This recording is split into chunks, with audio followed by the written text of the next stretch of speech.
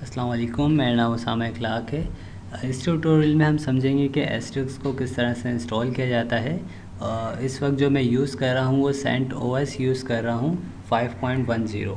अब मैं सबसे पहले एस्ट्रिक इंस्टॉल करने के लिए हमें एक लिंक चाहिए होगा जो कि हमें एस्ट्रिक की वेबसाइट से बआसानी मिल सकता है। मैं एस्ट्रिक 11 यूज़ कर रहा हूँ, उसका लिंक आप कॉपी करेंगे और यहाँ पे जो मैं कमांड बता रहा हूँ उसके साथ आप पेस्ट करेंगे।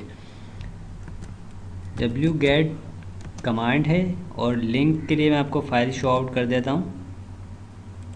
ये प्रोसीजर्स हैं हमारे कि हम फर्स्ट सेकंड थर्ड स्टेप में क्या क्या करेंगे और लास्ट स्टेप कौन सा होगा।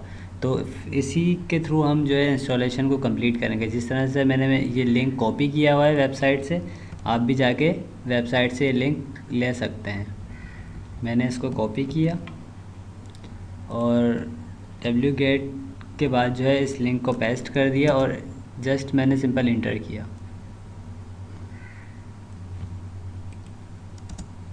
जैसे मैं इंटर करूँगा तो ये अपनी इंस्टॉलेशन स्टार्ट कर देगा और ये एट द सेम टाइम जो है नेट से डेटा उठा के आपके पीसी में इंस्टॉल करेगा। जितना अच्छा आपका इंटरनेट होगा उतनी जल्दी एस्ट्रिक इंस्टॉल हो जाएगा। वैसे इतनी बड़ी फ़ाइल होती नहीं है एस्ट्रिक की, तो ज़्यादा देर नहीं लगेगी।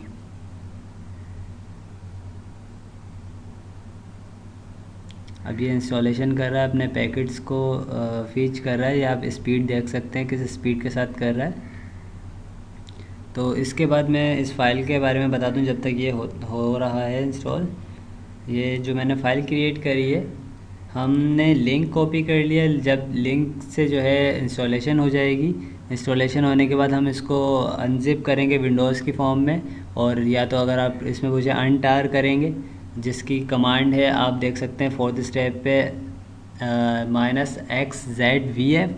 और इसके बाद जो है नीचे आप फिफ्थ स्टेप में देख सकते हैं जो हमारी डायरेक्टरी बन चुकी होगी, हम उसको रिमूव कर देंगे। और थर्ड स्टेप में आप देख रहे हैं कि LS लिखा हुआ है। इसका मतलब है हम लिस्ट लेते हैं, जो जिस तरह से डायरेक्टरी देखनी होती है हमें पीछे, तो उसको हम LS से देखते हैं।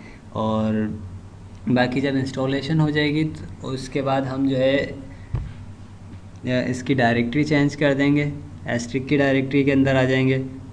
और उसके बाद हम फर्दर प्रोसेस को स्टार्ट कर देंगे कि इसमें कौन कौन से प्रोसेस हैं।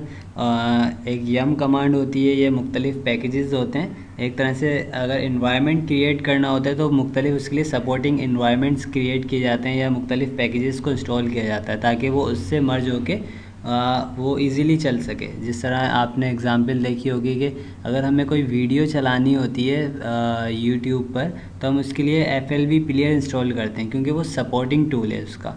इसी तरह से इस पैकेज के भी सपोर्टिंग कुछ पैकेजेस हैं एस्ट्रिक के लिए, तो वो हम इंस्टॉल करेंगे। वो यम कमांड के थ्रू होता है और यम कमांड के आगे मैंने पैकेजेस के नाम शो आउट किए हुए हैं। जब ये पैकेज इंस्टॉल हो जाएंगे तो इसको हम कॉन्फ़िगर करेंगे। कॉन्फ़िगर करने के बाद हमारे पास मैक कमांड होती है, उसको बनाएंगे उस एनवायरनमेंट को। फिर वो जब बन जाएगा तो इसको इंस्टॉल करेंगे। इंस्टॉल करने के बाद आपको सैम्पल्स क्रिएट कर देंगे, तो ये हमारा पूरा एनवायरनमेंट एक लैब के लिए तैयार हो जाएगा। इस तरह से हम इसकी कॉन्फ़िगरेशन भी कर लेंगे साथ साथ और एस्ट्रिक को इंस्टॉल भी कर देंगे। अब देखते हैं ये कितना हो चुका है।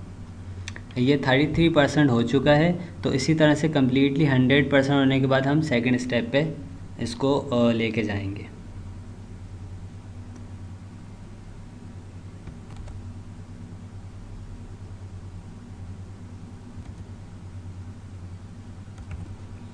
ये फ़ाइल इस वक्त पूरी डाउनलोड हो चुकी है और इस फ़ाइल का पाथ आप यहाँ देख सकते हैं *11 current.tar.gz। ठीक है। अब इसके बाद हम फर्दर जो प्रोसेस आएगा इसको जो है एक्सट्रैक्ट करने का आएगा या अनटार करने का आएगा। तो उसको हम सिंपली तरीक़े से ये होता है कि LS करते हैं और LS करके इसकी जो फ़ाइल है उसको लोकेट करते हैं कि ये कौन सी लोकेशन पर है। और इसको जो है हम एक कमांड है हमारे पास tar --XZVF, इसके थ्रू जो है अनटार करते हैं। अब मैं आगे कमांड का नाम लिख दूंगा, ये आगे फ़ाइल नेम लिख दूंगा, sorry -11-cu RRENT dash tar dot gz। इसको मैंने इंटर किया तो अब इसकी इंस्टॉलेशन एस्ट्रिक की शुरू हो गई है। और ये एस्ट्रिक जो है अनजिप हो चुका है, इस वक्त अनटार हो चुका है।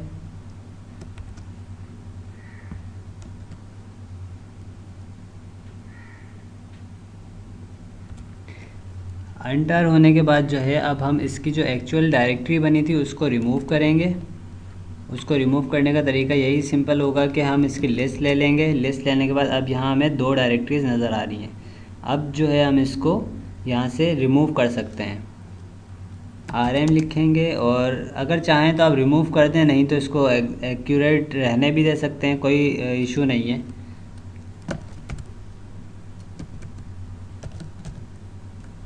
$11.CURRENT.tar.gz इसको हमने रिमूव किया। इसने हमसे पूछा कि रिमूव कर दें, कंफर्मेशन मांगी, हमने यस लिख के एंटर किया तो ये डायरेक्टरी हमारे पास से रिमूव हो चुकी है। हमारे पास जो सेकंड स्टेप है वो आप यहाँ तक हम इसको कर चुके हैं, 5th स्टेप तक। उसके बाद जो है अब हम यम इंस्टॉल करेंगे, और लेकिन उससे पहले हम इसकी डायरेक्टरी चेंज करेंगे। डायरेक्टरी भी सेम इसी तरह से चेंज होगी कि ls लेंगे, ताकि ls में इसलिए बार बार ले रहा हूँ ताकि हम एक्चुअल लोकेशन पे रह सकें। cd करके और इसकी जो डायरेक्टरी है ASD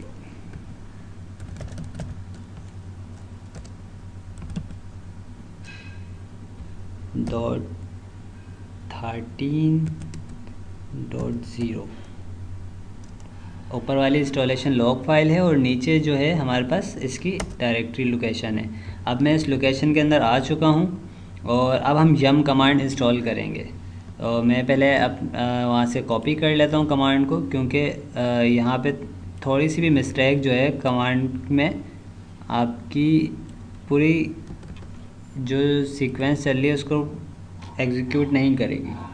मैंने यहाँ कॉपी करके इसको जैसे ही एंटर करूँगा तो हमारे पास रिस्पांस आ जाएगा इसका।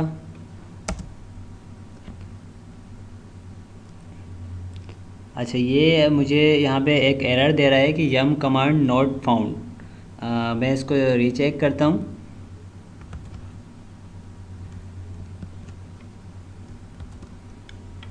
अब ये आप देख सकते हैं कि मैंने यम कमांड को एग्जीक्यूट किया है। और यम कमांड इससे पहले एग्जीक्यूट इसलिए नहीं हो रही थी कि मैंने इसका y जो है कैपिटल टाइप कर दिया था।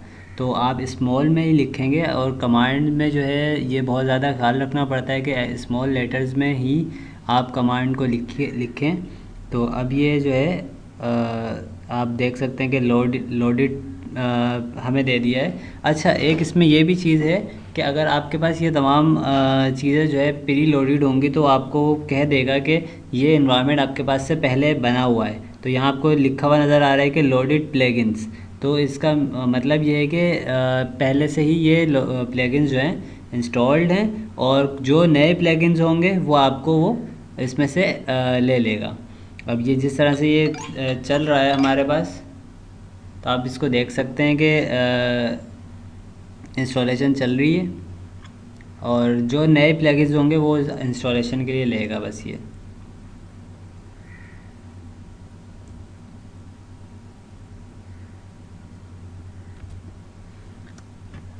अब ये यम के कुछ पैकेजेस इंस्टॉल हो चुके हैं और कुछ रिमेनिंग हैं। आप यहाँ पे साथ में देख सकते हैं कि इंफॉर्मेशन चल रही है, और GCC और GCC C++ ये इंस्टॉल हो चुके हैं। ये at the same time download भी कर रहा है और इसको एग्जीक्यूट भी कर रहा है यहाँ पे।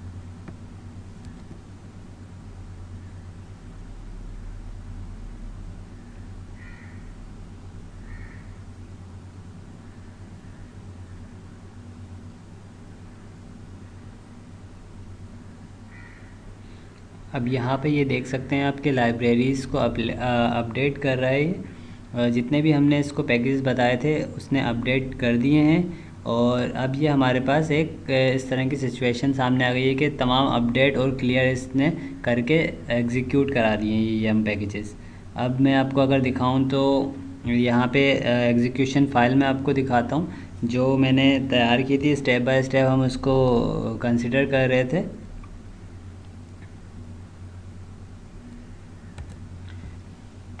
अब ये इंस्टॉलेशन होने के बाद जो है हमें इसकी कॉन्फ़िगरेशन करनी है, जिसकी कमांड है ./configure-configuration।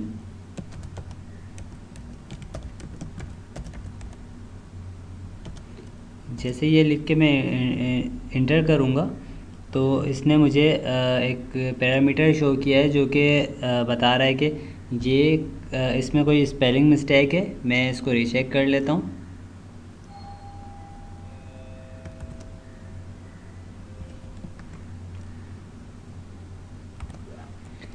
अच्छा, कमांड हमारी सेम थी लेकिन जो प्रॉब्लम आ रही है वो आ रही है हमारे पास कॉन्फ़िगर लिखना है हमें।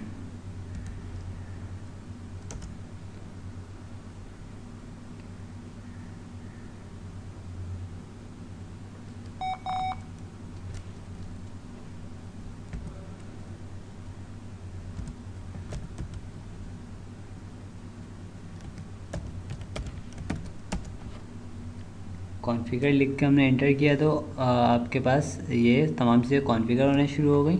और इसका सबसे ज़्यादा हमें ख्याल रखना पड़ता है, कमांड्स हमारे जहन में होती हैं और मुख्तलिफ़ पैटर्न्स हमारे जहन में होते हैं। तो कमांड्स हमेशा स्मॉल लेटर्स में लिखेंगे हम। और सेकेंडली जो कमांड है वो एक्यूरेट मिस ऐप हो जाता है कभी, जैसे अभी कॉन्फ़िगरेशन और कॉन्फ़िगर में हुआ, तो इसका हमें ख्याल रखना है। जब ये एस्ट्रिक आपके पास शो हो जाए स्क्रीन पर तो इसका मतलब ये है कि आपका एस्ट्रिक जो है अब प्रॉपर्ली इंस्टॉल हो चुका है और इसके कुछ पैरामीटर हमें कॉन्फ़िगर करने होते हैं, तो उसको हम कॉन्फ़िगर करने के लिए मैक कमांड को यूज़ करते हैं। तो अभी मैं CLS करके CLS क्लियर स्क्रीन करके मैंने स्क्रीन पे आ गया। और मैक की कमांड यूज़ करते हुए सबसे पहले मैं मैक यूज़ करूँगा, मैक इंस्टॉल यूज़ करूँगा और मैक सैम्पल यूज़ करूँगा। तो हमारा जो है एक ऐसा इन्वायरमेंट क्रिएट हो जाएगा जिस पे हम अपने लैब वर्क को परफॉर्म कर सकते हैं। मैक मैंने अभी क्रिएट किया है। तो ये तमाम पैकेजेस को एक रनिंग इन्वायरमेंट में हमें शो आउट कर रहा है। मैक हमारा क्लियर हो चुका है। अब मैक इंस्टॉल जो है हम एग्जीक्यूट करेंगे। मैक इंस्टॉल करने के बाद जो है उसके बाद मैक सैम्पल्स करेंगे ताकि वो अपने सैम्पल्स भी क्रिएट कर दें।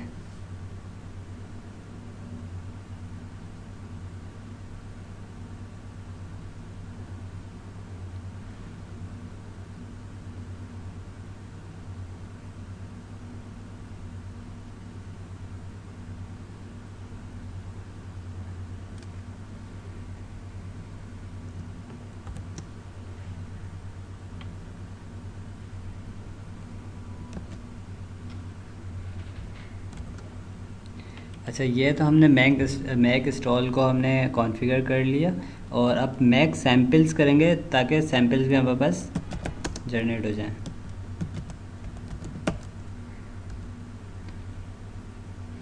और जैसे ये प्रोसेस ख़त्म होगा इसका मतलब ये है कि आपने एस्ट्रिक को पूरी तरह से इंस्टॉल कर लिया है। और इंस्टॉलेशन के बाद जो है ये अब रेडी है, इस पर आप वर्कआउट स्टार्ट कर सकते हैं। बहुत शुक्रिया, थैंक यू।